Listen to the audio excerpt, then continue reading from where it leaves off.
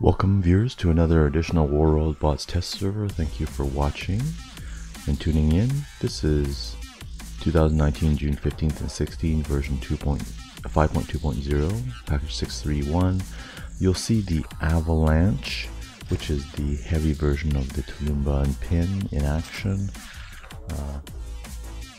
Here are the details. The damage has been increased dramatically from 1320 per rocket last test server to 1750.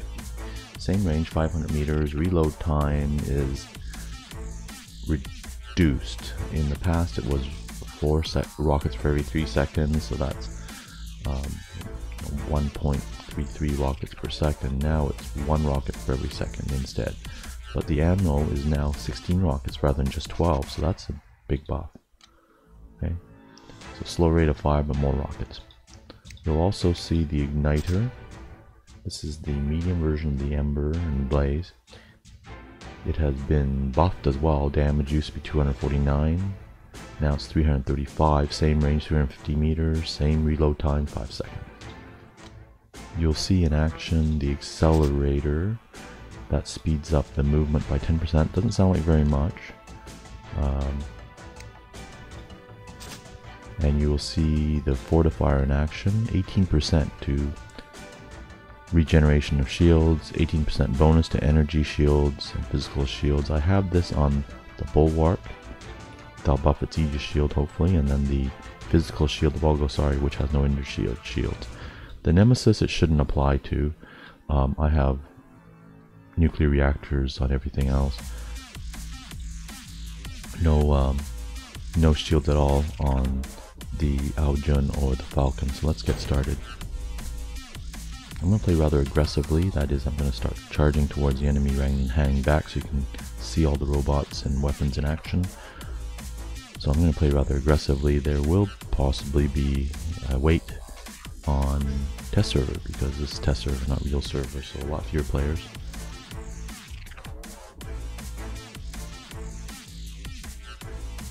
Yeah, here we go. That was a fairly good time for finding a match. Here we are in domination mode, right? And it is the castle map, right? So now one of the problems with trying to use a Bulgasari with this weapon, because it's not a lock-on weapon, the good news is that you don't have to wait for the weapon to lock on. But the thing is, when you fire the weapon, I can't fire the weapon and then rotate to use a shield to block energy weapon fire from the enemy. So that's a downside. It doesn't, you don't spend time locking. Oh, I can't get this low key here. See, that's the other downside of this weapon, is that it, unlike some of the splash weapons, there's no spread. There's a little bit of area effect, but there's not enough spread to damage robots that are in stealth like that. Okay, so it won't fire through that type of shield, so that type of shield won't benefit from. Here's another robot here.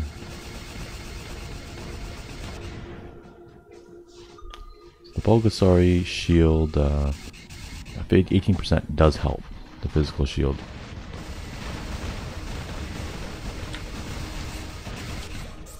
So it's within 350 meters. You have to get rather close.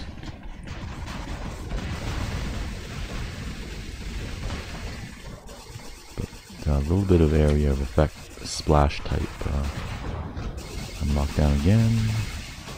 We need anti-lockdown. That's what this needs. Okay, so now I can fire on this. Now I can't fire on it. Let's see if this weapon has a bit of splash I can use. Okay, now it's. I can fire on again. Okay, alright, so let's take a look and see if the Aegis shield is buffed. And there's any noticeable buff. I see the Accelerator does speed up the Bulwark. Yeah, I can't seem to fire at this low key. So we'll pick another enemy instead. Yeah, so there's a lot of good splash damage, and it reloads relatively fast actually, and reloads relatively fast and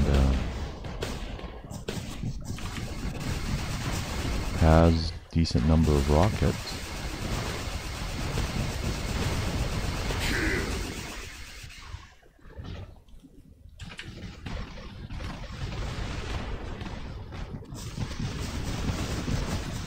Uh-oh, I shouldn't be firing up that retribution shield. Yeah, so good splash damage, good reload. The accelerator helps with the speed, but only 10%, so you have to weigh that up against the loss of nuclear reactor or thermonuclear reactor and heavy armor losses.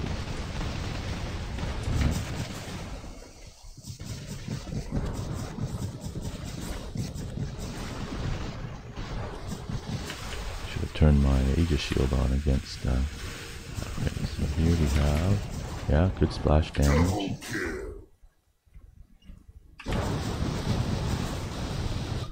A lot of blaze fire we're taking. Alright, let's take a look at the Aojun now. Now there's a built-in Ember style weapon as well, with damage over time, so take that into consideration with any damage that you see.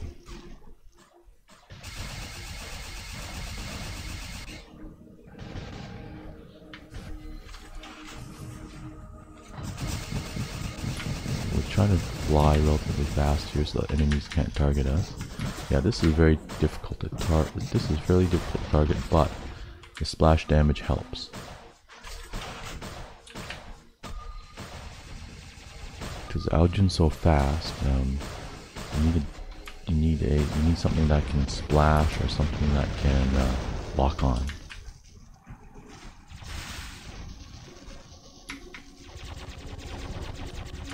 There we go. Now we can go into stealth mode again. Watch out there with anyone with the quantum radar. Yeah, it's very difficult to aim, but the splash helps. I'm gonna have to go into hiding here. 20 seconds. Yeah, see, Calamity's a better weapon because it locks on, but this test server we're gonna do some testing.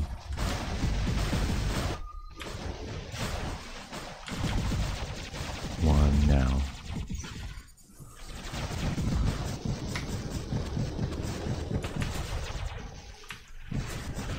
Yeah, this is probably not a good choice just because it goes so fast and you're going to miss a lot. It's hard to aim the splash when you're flying so fast.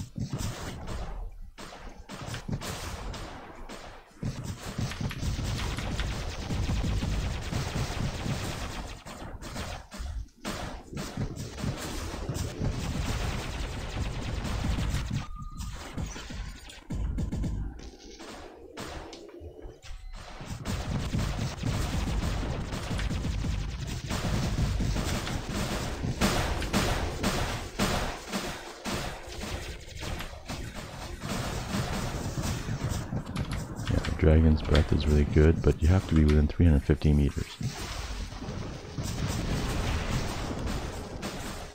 Oh, knocked down.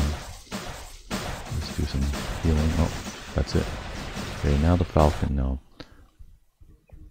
incredible firepower when your fangs out, or what should be called talons out, but you're vulnerable. You don't get the damage reduction. Let's see how this performs. Okay, now I'm at a good distance. Maybe this is a great use because I'm at a good distance and I'll take a lot less damage. Not too far.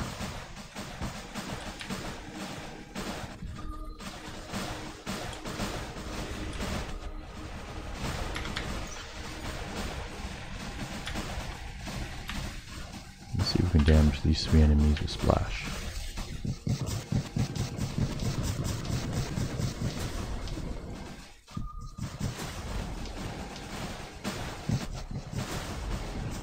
Yeah, the splash damage means you don't have to target as well and it'll hit them around corners. We have take advantage of surprise here before it gets a retribution shield on. Alright, that's it. Thank you very much for watching.